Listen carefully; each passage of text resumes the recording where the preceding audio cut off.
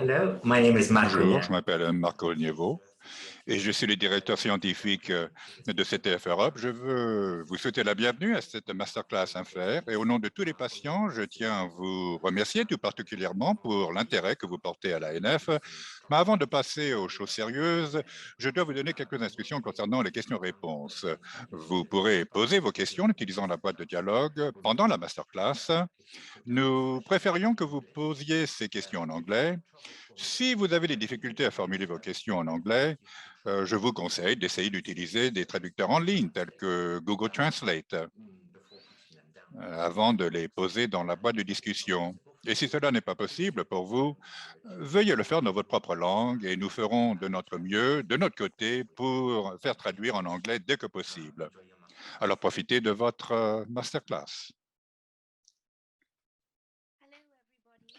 Bonjour à tous et bienvenue. Je m'appelle Rosalie Ferner de Londres. Je simplement tiens à vous signaler très brièvement que je regrette beaucoup le fait que un de mes collègues ne peut pas pouvoir se joindre avec nous du fait de problèmes de santé de sa part.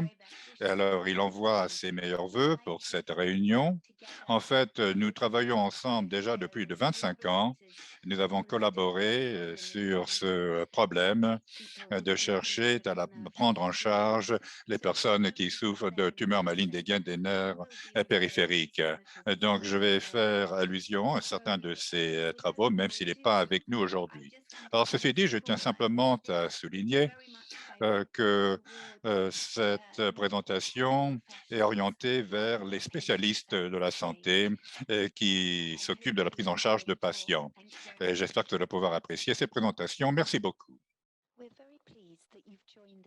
Nous sommes ravis de vous recevoir pour cette séance d'information sur les tumeurs malignes de la gaine des nerfs périphériques associés à la NF1. Comme vous le savez, la NF1 est une maladie qui touche les suppresseurs des tumeurs et les personnes atteintes de cette maladie sont plus à risque de développer à la fois les tumeurs bénignes et malignes. Les TMGNP sont à la fois difficiles à gérer et à traiter et à diagnostiquer. Alors, aujourd'hui, je vais vous parler des facteurs de risque du développement des TMGNP, leur présentation clinique et le processus diagnostique.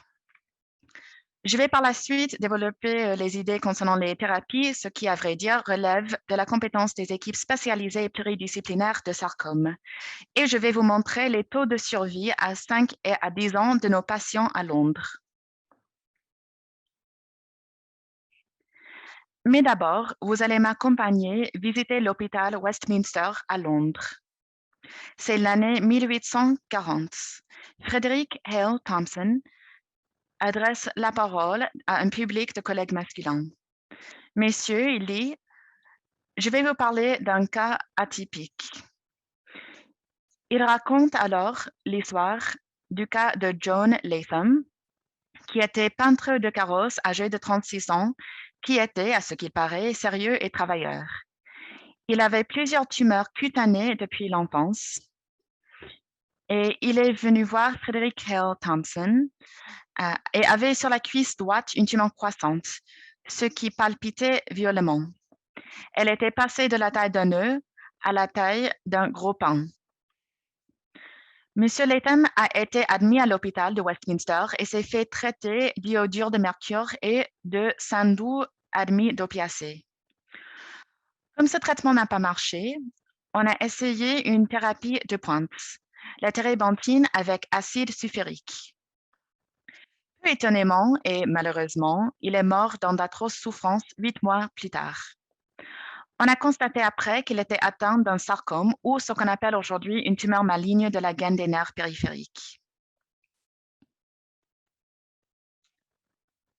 Selon l'étude finlandaise du groupe de Ura Peltonen, nous savons désormais qu'il y a un risque à vie de 15,8% de développer une TMGNP au cas où le patient est déjà atteint de NF1. Les TMGNP peuvent survenir tout au long de la vie, mais plus communément vers la fin de la vingtaine ou le début de la trentaine. La tranche d'âge de nos 109 patients à Londres est de 10 ans à 81 ans, avec un âge médian de 29 ans pour le développement des TMGNP. La majorité des TMGNP apparaissent dans des neurofibromes préexistantes, mais beaucoup d'entre nous, nous avons observé des tumeurs qui apparaissent de nouveau dans certains cas. Le groupe de Victor Martiner a constaté que cela arrivait dans 16% des cas dans un groupe de 31 patients atteints de TMGNP.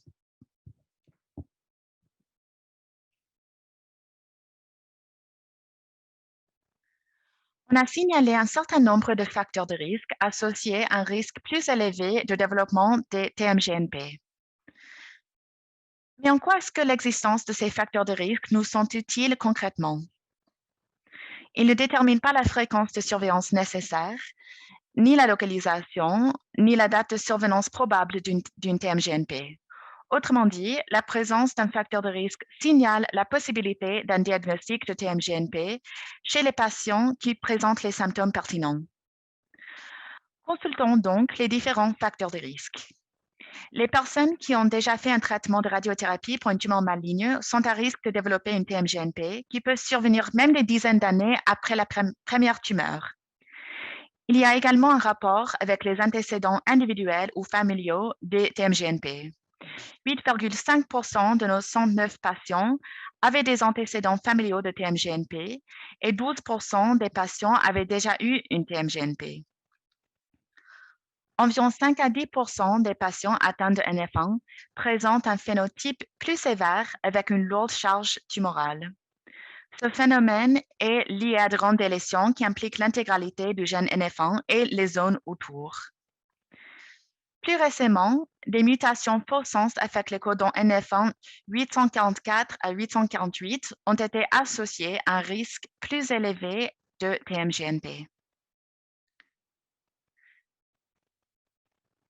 Il existe un lien reconnu entre les TMGNP et la neuropathie associée à la NF1, la présence d'un grand volume de neurofibromes sous-cutanés et une lourde charge de lésions de neurofibromes internes, ainsi que la présence des neurofibromes atypiques. Et je vais vous faire des précisions là-dessus dans quelques instants.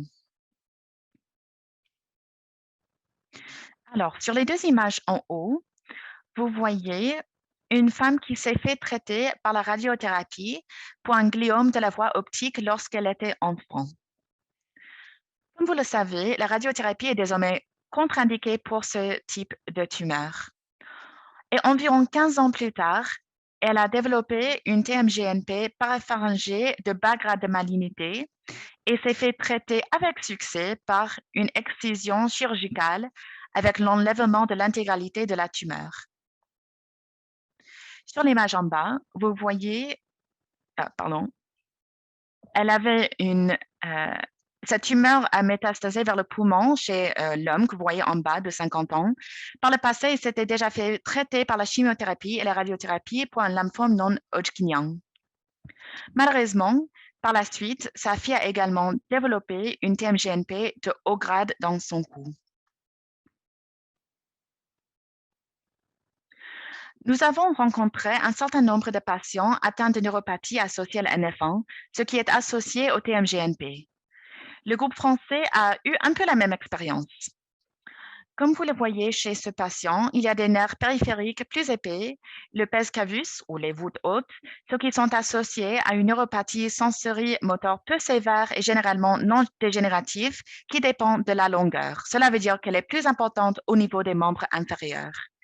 Ces patients connaissent une forte charge de morbidité interne et externe.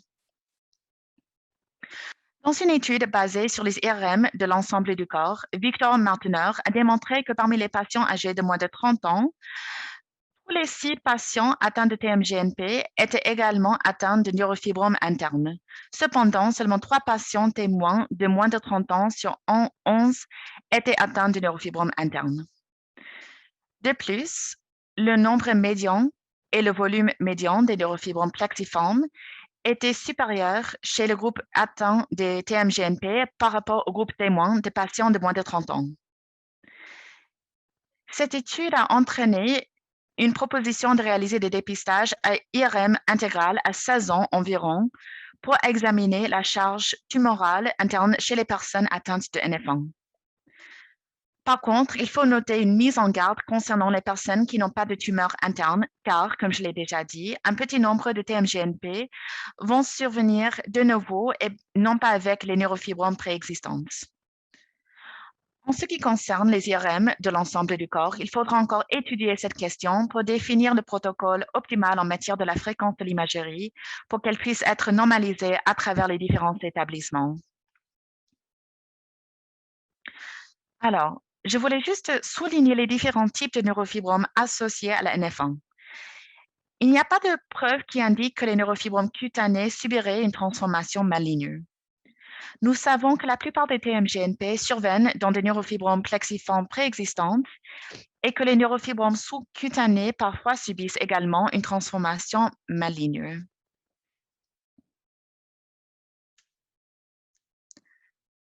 Alors, examinons les neurofibromes atypiques. Je tiens à souligner que le diagnostic se fait sur une base histologique en fonction d'une cellularité élevée, de nouveaux nucléus atypiques, une absence de nécrose et moins de 5 mitoses par champ de forte puissance.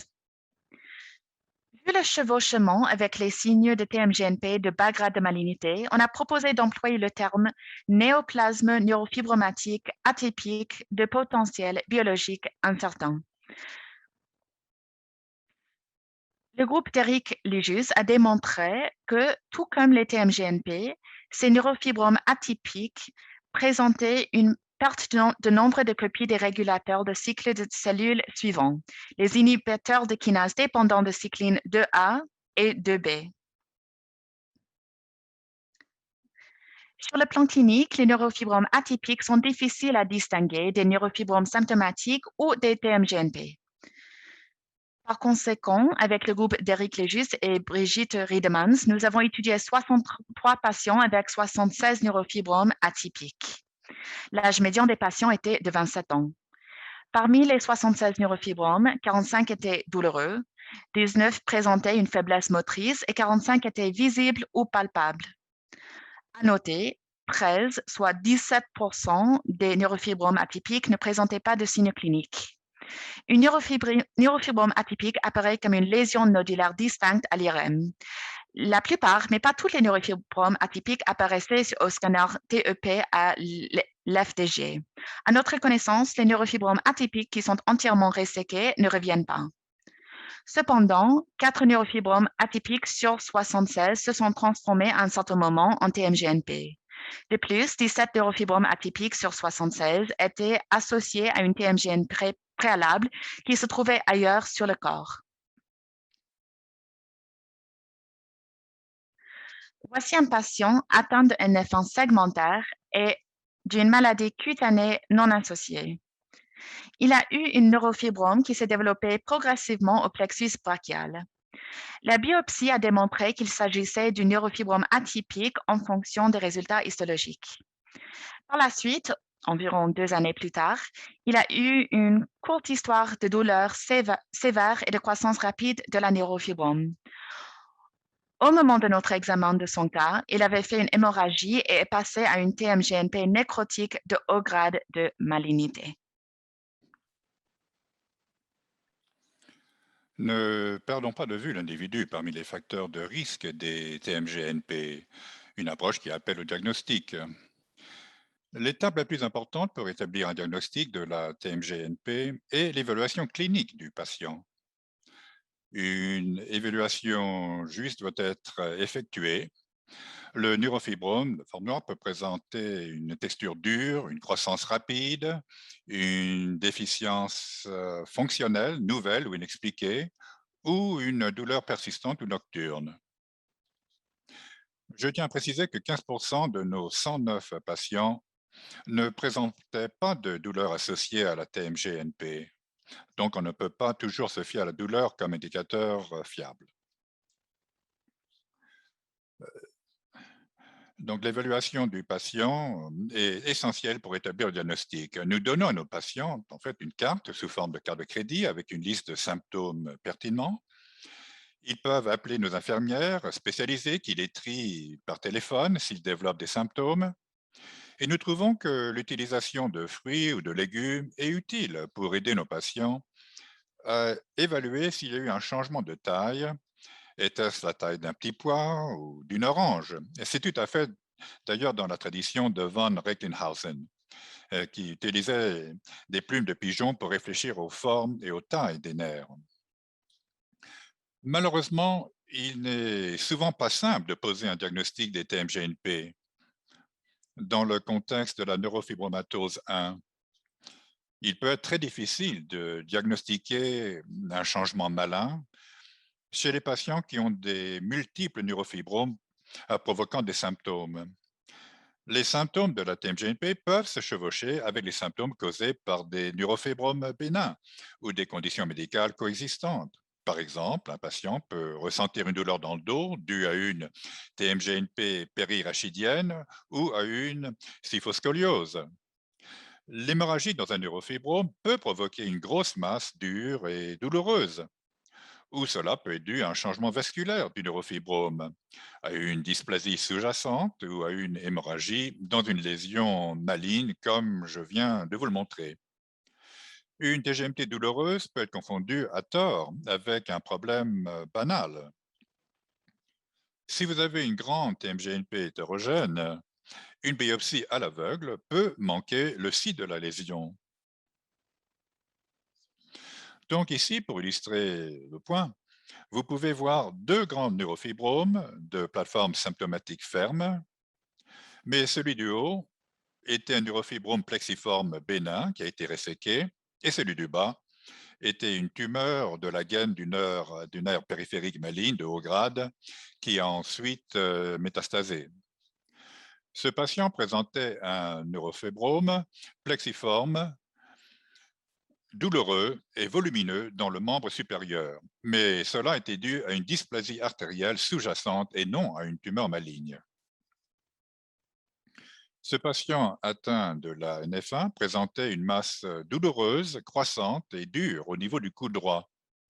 Malheureusement, elle a été traitée comme un tennis elbow, donc une tendinite du coude, une épicondylite, avec des injections de stéroïdes.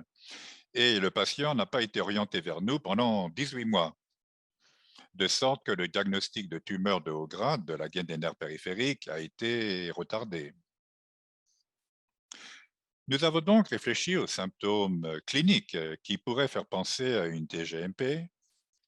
L'examen peut bien sûr révéler une masse dure et douloureuse, mais toutes les lésions ne sont pas palpables ou visibles. L'examen peut vous montrer un déficit neurologique, des troubles de la respiration, de la déglutition, du sphincter, qui peuvent donner un indice sur la localisation d'une tumeur interne. Mais comme je l'ai mentionné, l'IRM du corps entier peut jouer un rôle dans la surveillance. Mais une fois qu'un patient est symptomatique, l'IRM régional est la modalité de choix pour montrer la localisation et la taille de la tumeur.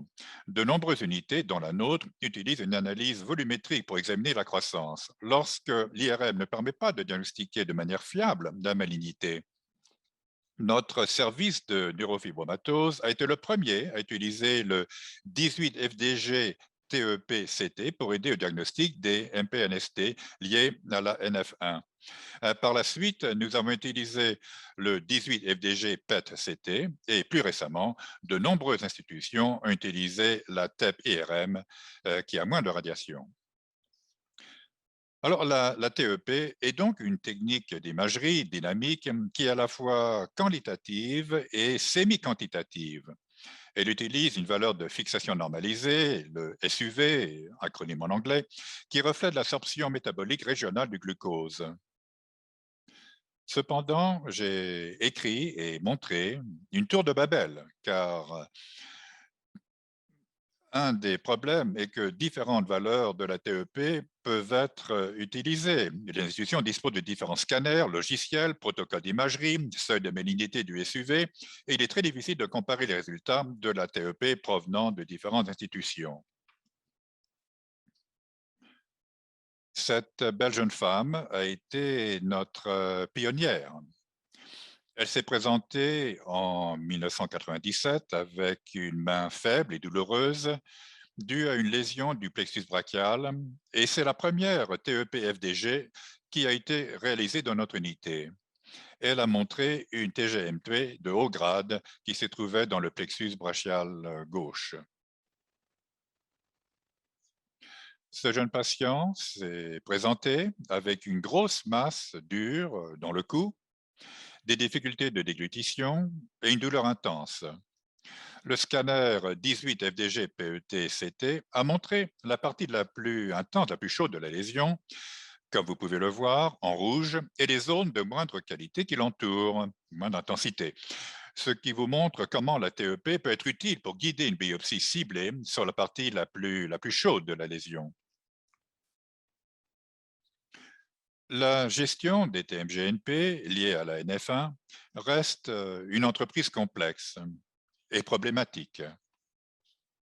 Il est essentiel que chaque patient soit discuté au sein d'une équipe multidisciplinaire spécialisée dans les sarcomes, avec une équipe ayant une expérience de la NF1. L'objectif ultime est l'exérèse complète de la TGNP avec des marges saines. Et cela peut signifier une amputation dans certains cas. Malheureusement, l'exérèse complète avec des marges saines de tumeur n'est pas toujours réalisable. La biopsie peut être utile dans les tumeurs de grande taille ou profondes.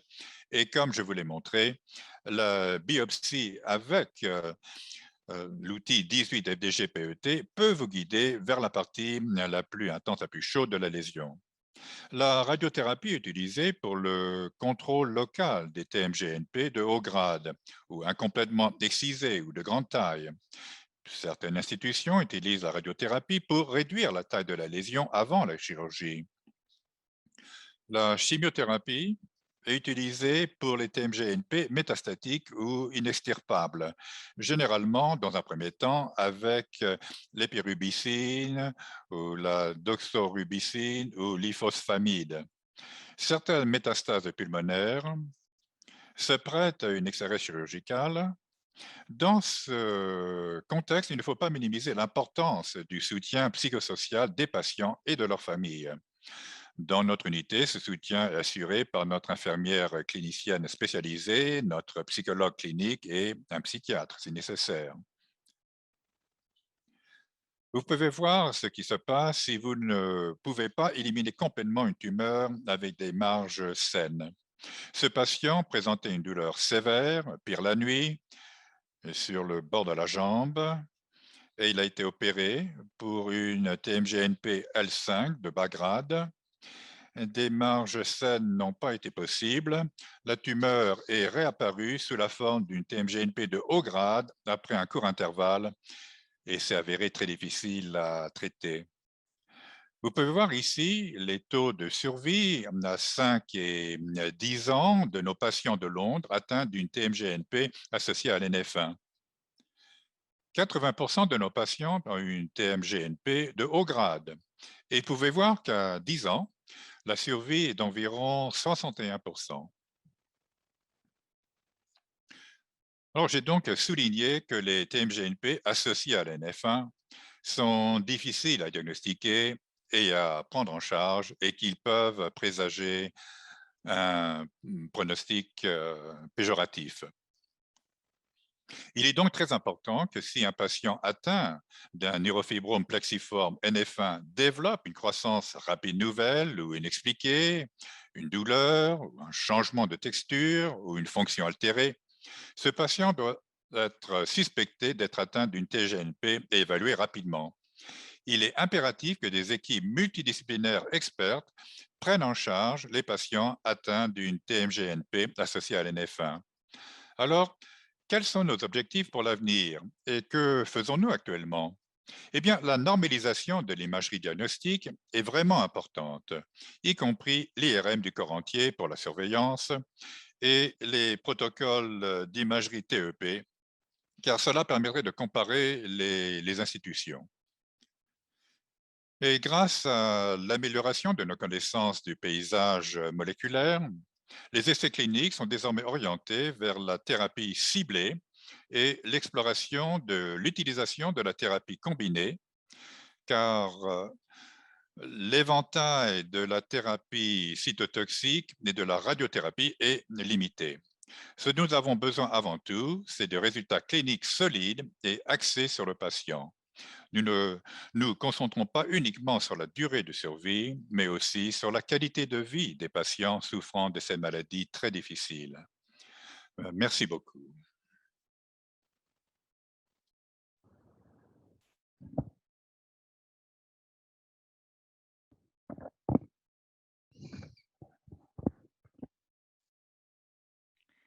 Merci Rosalie pour cette conférence très intéressante. Je m'appelle Marco Nievo, je suis de retour et je peux maintenant répondre à vos questions. Il y a une première question de la part de Robert Listornik. Est-ce que vous pouvez commenter la nécessité de l'imagerie PET retardée? De nombreuses unités avec qui j'ai discuté font une imagerie d'1 heure seulement. Merci Robert. Merci pour la question. Ça fait plaisir d'échanger avec vous à distance comme ça. À mon avis, c'est une question importante et c'est pour ça que j'ai montré l'image de la tour de Babel. Selon nos études, la meilleure distinction entre les tumeurs bénignes et malignes était grâce à une imagerie de 4 heures avec un scanner PET à l'FDG.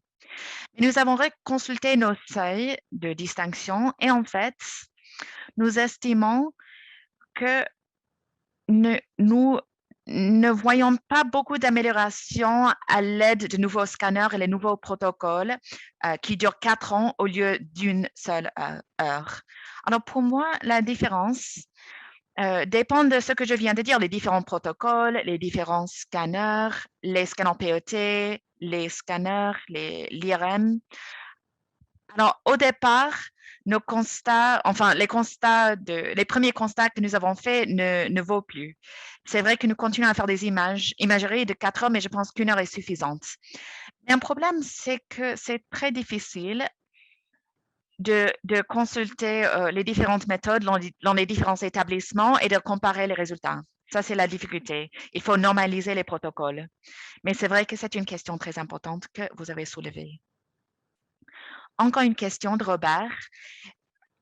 Sinon, est-ce que vous pouvez expliquer le rôle de DWI pour compléter ou pour remplacer l'imagerie PET? Alors, je n'ai pas d'expérience personnelle avec ça. Pour moi, il s'agira d'une combinaison de différentes méthodes. Pour moi, il n'y a pas une seule et unique méthode d'imagerie qu'il faut privilégier. Et je pense que la solution parfaite serait une solution générale, ce serait la solution IA. Il faut chercher des indicateurs de grands groupes de patients pour voir s'il y a des distinctions avec les scanners PET qui peuvent vous indiquer les bons marqueurs qui indiquent la présence d'une TMGNP. Et cette technique s'utilise dans certaines unités. Mais pour moi, il n'y a pas un seul et unique mode de détection qui est la solution parfaite.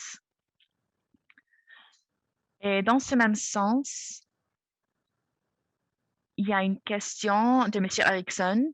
Au niveau de la normalisation des résultats SPEC, est-ce que vous avez pensé à traduire les résultats des différents établissements en ontologie IRM sous format JSON? Pardon, je n'ai pas capté la question. Est-ce que vous pouvez répéter?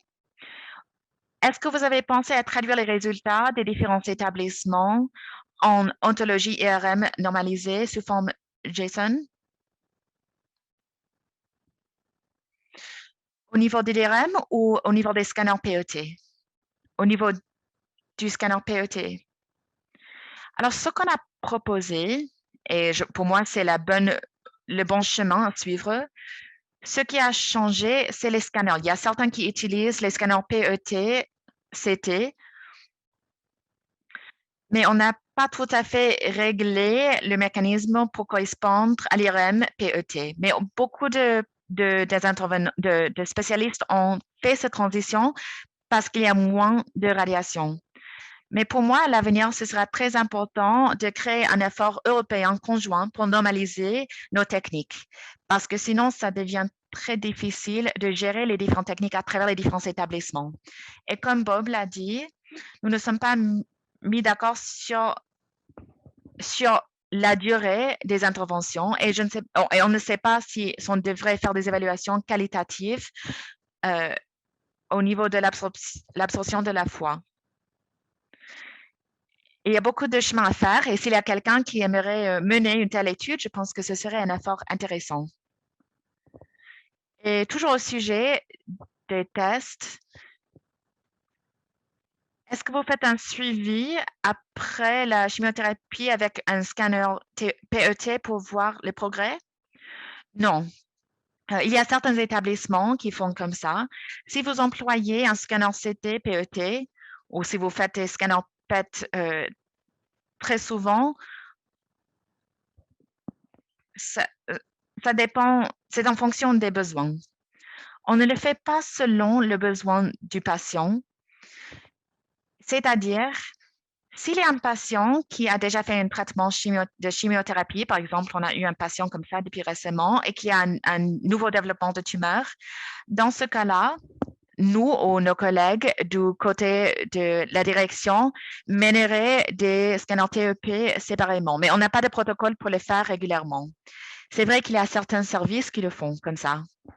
Alors pour moi, encore une fois, cela souligne le fait qu'il y a de différents protocoles chez de différents établissements. Certainement, s'il y a quelqu'un qui a une maladie métastasique ou récurrente, oui, c'est une méthode logique. Et vous pouvez toujours employer des scanners CT de la poitrine, ce qui est logique si vous doutez des tumeurs qui métastasent. Merci. Et maintenant, une question de Souvik Karmakar. J'aimerais savoir s'il y a un marqueur de suppresseur immunitaire connu pour ce type de tumeur. Alors, moi, je suis juste une clinicienne. Il y a certains marqueurs que nous avons étudiés. Il y a des gens qui étudient TP53, par exemple, et grâce au travail d'Eric Legis, nous avons étudié le cycle, les régulateurs de cycle cellulaire 2A et 2B parce qu'il y a bien des marqueurs là. Et quand vous avez des délétions des gènes entiers, vous perdez certains segments importants du gène. Donc, et cela touche à la capacité de réprimer la reproduction cellulaire. Ça dépend, ça change le statut de méthylation. Et donc, il y a de nombreux biomarqueurs intéressants qui pourraient être des cibles intéressantes que les chercheurs sont en train d'étudier. Mais comme je l'ai dit, je suis clinicienne. D'accord, merci. Une question de Claudia Sandro.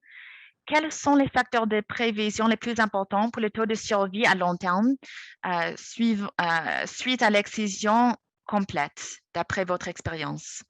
C'est une question complexe. Et pour moi, cela revient au changement moléculaire profond. Nous avons un patient qui est atteint de TMGNP de haut grade de malignité, bien documenté, qui a survécu, qui survit depuis 30 ans. Et par le passé, on parlait du fait que le plus grand facteur de prévision, c'était l'excision entière avec de grandes marges. Mais pour moi, c'est vraiment les changements moléculaires sous-jacents. Si vous avez une mutation et que vous avez une tumeur, la théorie est la suivante. Certains patients vont mourir plus rapidement. Et chez notre groupe de patients, un groupe de 109 patients environ, ce que nous constatons, et je ne prétends pas le comprendre complètement, c'est qu'il y a un certain nombre de tumeurs de haut grade où la personne meurt en moins de 2 ans. Mais si on examine le taux de survie à 10 ans, le taux est de 60%. Et donc, il y a un bon nombre de personnes qui survivent à long terme. Certains d'entre eux vivent encore avec la maladie, mais ce n'est pas parce que ces gens bénéficiaient de grosses marges. Pour moi, en fait, ce qui fait la différence, c'est le changement moléculaire sous-jacent, mais on n'a pas suffisamment étudié cette question. Et au sujet des marges, il y a une question de Lisa Woolwich Si une tumeur développe au sein d'une neurofibrome plexiforme préexistante et qui est entourée d'une neurofibrome bénigne, est-ce que les marges claires au sein de la neurofibrome plexiforme, est-ce qu'il faut garder les marges claires au sein de la neurofibrome plexiforme? Ça dépend. Si j'ai bien compris, s'il y a une capsule autour de la neurofibrome plexiforme et que vous l'avez enlevée, normalement, ça passe. Mais s'il y a un chirurgien qui aimerait me corriger si je me trompe, s'il n'y a pas de capsule autour, vous devez vous assurer d'avoir de bonnes grosses marches. Mais cela souligne encore ce que j'ai dit. Je suis neurologue et mon expertise se concentre vraiment sur le diagnostic. Mais je fais partie d'une grande équipe pluridisciplinaire et ce que je veux mettre en avant, c'est que vous ne pouvez pas travailler seul. Nous collaborons avec des oncologistes, des chirurgiens, des psychologues, etc. Et chaque intervenant apporte sa propre contribution. Donc, ce sera aux spécialistes de répondre à cette question. Et je n'essaie pas d'esquiver la question, j'essaie juste de dire que ce n'est pas ma spécialité. Il y a encore de nombreuses questions concernant les inhibiteurs. Il y a des questions de Lars Eriksson et de Madame Fernandez. Est-ce que vous avez pensé, suite au traitement chirurgical d'une TMGNP, c'est une question de Anna Paula Fernandez, est-ce que vous pensez à utiliser le selumetinib chez un patient qui s'est déjà fait traiter pour les TMGNP et qui est maintenant à l'abri de la maladie, mais qui a des neurofibromes internes? La réponse simple, c'est non.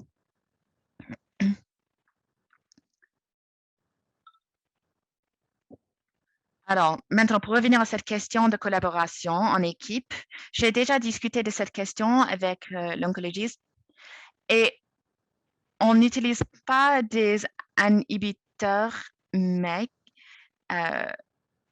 en tant qu'agent unique chez les patients qui ont des tumeurs malignes. Il y a des médecins qui utilisent une combinaison des deux types d'inhibiteurs. Mais c'est un peu comme le métro en Angleterre. Si vous bloquez une ligne de métro, si vous bloquez un inhibiteur, il reste encore l'autre voie alternative. Donc, il faut bloquer les deux voies en même temps. Et on n'envisage pas d'utiliser le selumetinib chez les patients qui ont déjà eu des tumeurs parce qu'on l'utilise chez les patients qui ont des tumeurs symptomatiques. Pour moi, c'est compliqué. En ce qui concerne les résultats, il est très compliqué d'employer un médicament dans ce contexte parce que vous ne savez pas ce qui serait passé au cours naturel de la progression de la maladie. S'il y a quelqu'un qui a déjà eu des antécédents de malignité et avec des tumeurs bénignes, qu'est-ce que vous mesurez comme résultat? Et est-ce que c'est un adulte ou un enfant? Est-ce que vous mesurez par rapport au statu quo? Et donc, chez les gens qui n'ont pas de symptômes, c'est très compliqué. Donc, pour moi, la réponse est non et non. Et toujours dans cette même veine de traitement, une question de Lorena Baroni. Est-ce que vous avez déjà eu une expérience avec le sirolimus, avec ce genre de tumeur? Alors, encore une fois, pour faire simple, la réponse est non. Mais on a déjà eu un patient atteint de NF1 qui, simultanément, a développé un échec des reins associé à une neuropathie qui n'était pas associée avec un TMGNP. Et donc, c'était difficile de le traiter. On ne savait pas comment faire. Au final, on a traité le TMGNP, on l'a enlevé et on l'a traité avec une radiothérapie. Et puis, on a fait un remplacement de rein et on l'a traité avec le sirolimus après, selon le protocole. Et au niveau de la NF1, le patient s'en est très bien sorti. Il n'a pas développé des tumeurs ni bénignes ni malignes. Alors, pour faire simple, dans notre service, non.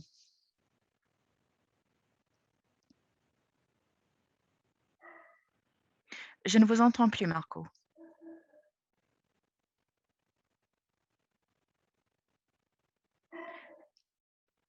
Vous m'entendez? Oui. Il y a de nombreuses questions qui se posent autour des marqueurs biologiques. Quelle a été votre expérience avec l'ADN des tumeurs cellulaires comme outil diagnostique pour la NF1 ou les TMGNP? Je n'ai pas d'expérience dans ce domaine, désolé. Mais je peux vous mettre en contact avec un spécialiste. Et puis, une question de Julia Hollanda, qui est la mère d'un patient et qui veut savoir s'il y a un médicament pour prévenir les TMGNP. Si seulement on avait un tel médicament, ça c'est l'objectif. Je pense que l'étape suivante à suivre, bon, c'est une question compliquée. J'ai beaucoup réfléchi aux facteurs de risque.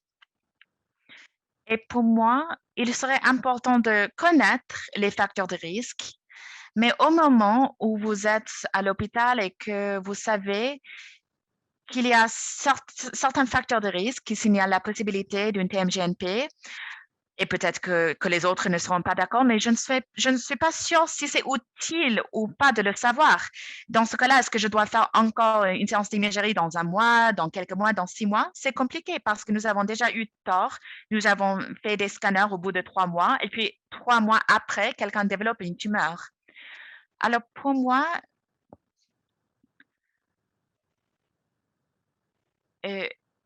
les outils, l'étude sur les outils IA sera très intéressante dans ce sens. Et encore une fois, la solution la plus intéressante serait les marqueurs biologiques qui indiqueraient que le patient va certainement développer une tumeur. Mais la présence des facteurs de risque, ce n'est pas une question très claire. Mais comme, bien sûr, ce serait la solution idéale. Et puis, une question semblable. Est-ce qu'on connaît l'impact de la mutation de faux sens entre le codon 844 et 848? Non, je ne sais pas pourquoi il y aurait un impact. Et encore une question de Maria Kolnakova. Est-ce qu'il y a une différence au niveau du taux de survie des adultes, au niveau des adultes et des enfants atteints des TMGNP? C'est une question intéressante. À ma connaissance, il n'y a pas de preuve qui indiquerait que c'est le cas, mais nous avons un service qui s'occupe à la fois des enfants et des adultes. Nous sommes un service de NF1 au sein de la direction de la neurologie. Et nous collaborons avec 2 grands services de sarcome. Et je vous le dis parce que nous ne sommes pas sélectifs. Nous ne traitons pas uniquement les sarcomes. Et je suis fière de pouvoir vous dire que nous avons très peu de personnes de moins de 14 ans qui sont atteintes de NF1 et de TMGNP associés. Malheureusement, chez le petit nombre d'enfants que nous traitons ont eu un prognostic, un mauvais prognostic. Mais je ne traite pas que les enfants, je traite à la fois les enfants et les adultes. Et pour moi, c'est difficile. Si vous entrez dans un service de traitement de cancer uniquement, là, on traite les patients atteints de cancer uniquement. Et bon, je n'ai pas de données suffisantes parce que nous traitons peu d'enfants. Mais pour moi, il n'y a pas de différence. Mais c'est vrai que chez nous, les enfants ont eu des pronostics, les pires pronostics. Donc, une longue question de Frédéric Leclara, qui aimerait savoir essentiellement si vous pensez que l'association de l'IRM et d'autres techniques pourraient être plus pertinents, parce qu'il faut voir les indicateurs de métabolisme, par exemple, pour ce genre de neurofibrome. Oui, eh bien, nous nous servons de l'IRM TEP et nous faisons aussi des différents types d'analyses associées. Et moi-même, en fait, je me concentre sur les FDG, le FDG TEP, car nous avons vu peut-être le thiamide comme que ça représentait davantage de prolifération de cellulaire pour les tumeurs de bas grade. Mais en fait, heu, actuellement, l'utilisation de multimodalités, il faut bien se rendre compte en fait que la maladie varie sur le plan clinique. Et je sais que pour, un nombre limité de patients et j'ai donc 20 ans d'expérience, clinique, mais il y a mais, si vous avez donc un nombre limité de patients, vous les voyez, vous pouvez voir, en général, ils ont une tumeur, qui est assez ferme et on voit qu'il s'agit en fait d'une tumeur de haut grade qui va se métastaser assez rapidement. Et ensuite, vous avez ceux, donc des patients et j'ai eu l'occasion d'observer des cas où on ne peut pas justement localiser la tumeur. Et on a vu, bon, pour certains qui avaient donc une TGNP de bas grade, qui n'avait pas été réséquée, et même après 7 ans, et tout d'un coup, donc, s'est transformé, a évolué. Donc, il y a des comportements qui sont différents, à différents rythmes. Donc, et parfois même quand il y a quand une exérèse, il y a d'autres problèmes qui peuvent survenir. Donc, nous nous concentrons bien sûr sur les techniques d'imagerie, différents biomarqueurs, mais quand il s'agit dans le contexte de haut grade, vous avez une hétérogénéité clinique vraiment très grande. Mmh. Alors oui, nous nous servons de ces différentes, modalités, mais en tant que clinicienne, je ne pense pas que nous avons réfléchi suffisamment sur les marqueurs, cliniques, com vis-à-vis des indicateurs radiologiques. Bon, la dernière question que nous avons reçue du public, mais moi-même, j'ai aussi une question à vous poser. Je pensais que est-ce que vous pensez qu'on devrait faire davantage, pour, sensibiliser au sujet des neurofibromatoses atypiques? Mais quel genre de recherche devrait être effectuée, pour faire ressortir ces éléments qui nous manquent, donc? Une question difficile, oui.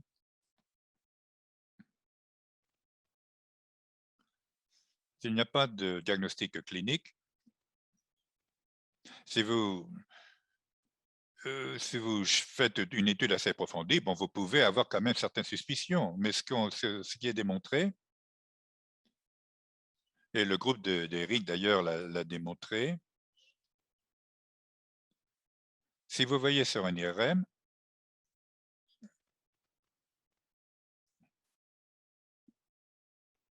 c'est des lésions nodulaires sur IRM. Alors, on a parlé avant d'une exérèse d'une TMGNP.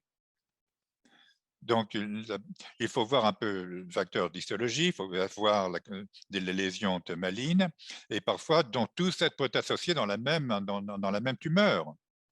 Alors, si on voit quelles sont les caractéristiques d'un cas atypique, parfois,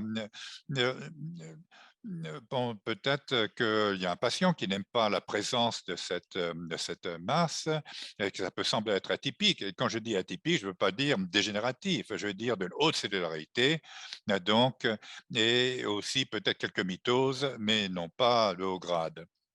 Alors, est-ce qu'il y a des aspects cliniques qui pourraient vous aider? Je pense que récemment, oui, il y a eu un cas où il y avait, donc une grosseur qui était en train de se développer lentement, assez douloureuse, mais qui était pas très dure, très ferme. Est-ce que vous pouvez être certaine, qu'il s'agissait d'un cas atypique? Non?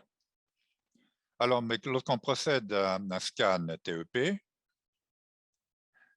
on peut voir donc, surtout quand c'est différé sur 4 heures, ce genre de scan, mais il y a un spécialiste qui travaille dans notre unité, qui a vu les différentes valeurs, donc de fixation normalisée après 4 heures, pour les cas de haut grade et de bas grade, et il pouvait voir certaines différences. Sur tout un spectre. Il y avait bénin d'un côté, bon, atypique, ensuite bas grade, encore plus haut, et ensuite haut grade. Donc sur tout un spectre. Et là, le TEP peut vous aider. Mais il y avait quand même un certain moyen, une certaine variation. Alors la seule manière de procéder, c'est par un examen histologique. Et il semble que toutes les différentes unités qui attaquent ce problème et s'intéressent bien sûr à faire une exérèse et voir, même s'il n'y a pas de marge saine, aucun d'entre nous, on a vu donc une certaine récurrence. Donc, pour un nombre assez limité, donc là, pour le plexus brachial, et souvent c'est donc à ce niveau-là, on ne peut pas les extirper, il faut les surveiller de près et un certain nombre vont évoluer, vont se transformer, mais pas toutes.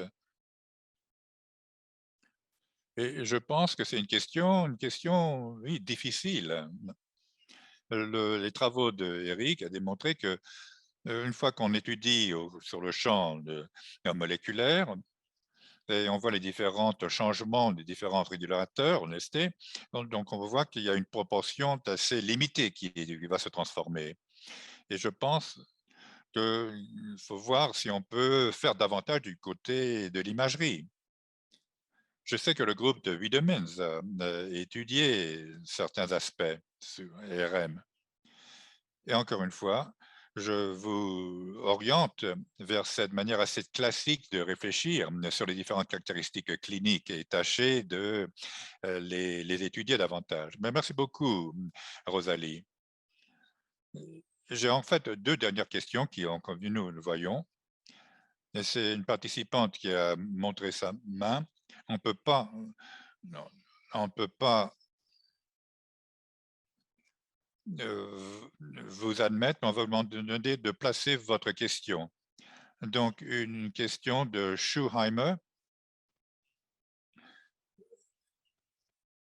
Est-ce que l'indice de SUV, donc de fixation normalisée, pourrait être préoccupant? Oui, c'est une question en fait assez importante. Et quand je parle de mon unité, si j'ai un patient avec une lésion symptomatique, si, si j'ai un SUV à 4 heures, en dessous de 6, eh bien, je vais penser qu'il s'agit d'un cas bénin. Si c'est au-dessus de 8 et j'ai certaines suspicions de malignité, et si c'est entre 6 et 8, c'est là il y a un certain chevauchement où il y a parfois des faux négatifs. Donc, si je fais donc, ça se pète après 4 heures en différé, et le SUV, la valeur de fixation était environ de 8. Je vais répéter et par la suite, c'était 10. Eh bien là, c'est préoccupant. Oui, il faut procéder à une biopsie. Donc, je crois que c'est une question importante et les changements de cette valeur SUV est utile. Ce n'est pas parfait, mais je crois que c'est quand même utile. Bon, bien sûr, il y a des problèmes avec tous les différents outils. Mais il faut donc associer ces différentes techniques de PET, M et IRM et différentes techniques d'imagerie, comme Bob a déjà signalé, et aussi, bien sûr, d'examen clinique et aussi, bien sûr, l'éducation des patients. Bon, la dernière question. Est-ce que vous avez des directives d'imagerie pour voir qui va bénéficier et quand des différentes prises en charge, différents traitements? Je ne sais pas si je comprends très bien cette question, en fait.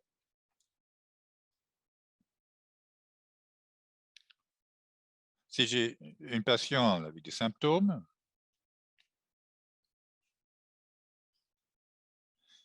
Je vais procéder à un IRM euh, régional pour étudier l'extension, donc la taille de la tumeur.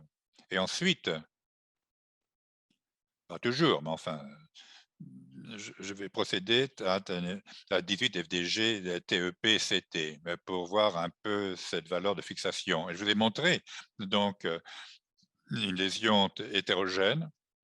Et je crois que le TEP est utile si vous voulez justement vous concentrer sur la partie la plus chaude de la lésion. Mais c'est la biopsie, en fait, qui va vous donner ces indications. Alors bien sûr, bon, les REM peuvent vous guider, c'est des guides.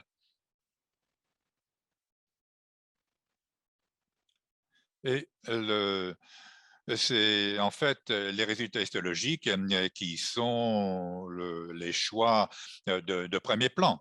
Et sans cela, on ne peut pas voir exactement ce qui se passe. Donc, une biopsie, l'histologie, c'est vraiment les normes d'un examen de qualité. Donc, une question de Eric Baca.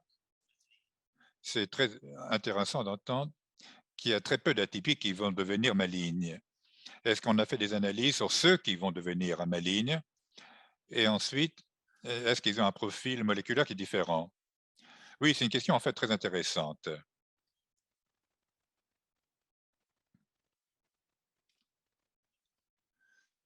Quand je réfléchis à l'étude que nous avons faite avec Eric Ligis, 4 sur 76 sont transformés.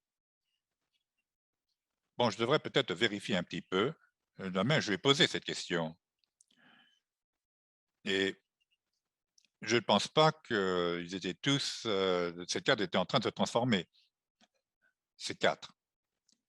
Mais je pense me rappeler que euh, même s'ils ne sont pas transformés, ils étaient Mmh, purgatif, mais enfin, c'est quelque chose, auquel je réfléchis. Il faudra peut-être que je vérifie un petit peu, et c'est en fait un certain nombre d'années, nous avons fait cette étude. Je pense qu'ils avaient tous peut-être ce changement moléculaire, ces 4 cas, mais il faudra vérifier. Eh bien, merci beaucoup, Rosalie, et je tiens à remercier tous les participants pour votre présence. De cette masterclass, ce séminaire INFER. Et nous allons maintenant conclure. Je tiens à saisir cette occasion pour rappeler à tous les participants que nous avons encore 2 webinaires prévus. Le prochain aura lieu le 9 novembre sur la manifestation orthopédique et le suivant le 10 décembre sur donc pédiatrique. Maintenant, nous allons conclure. J'espère que vous avez apprécié cette présentation et je tiens à vivement remercier Rosalie de sa présence parmi nous aujourd'hui. Merci beaucoup, c'était un plaisir d'être auprès de vous. Merci, au revoir.